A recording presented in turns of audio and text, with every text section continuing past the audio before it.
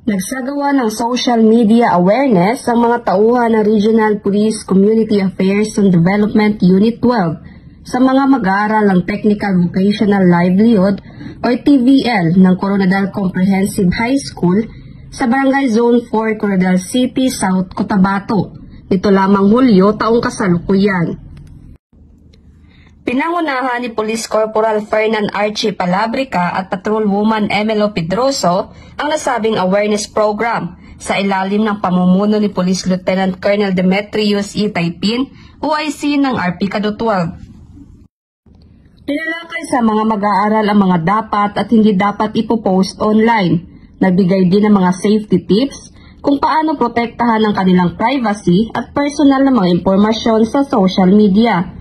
Binigyang diin din ang pagkilala sa fake news at misinformation. Layunin nito na mas paigtingin ang kaalaman ng mga estudyante sa mga banta gaya ng cyberbullying, online scams at identity theft.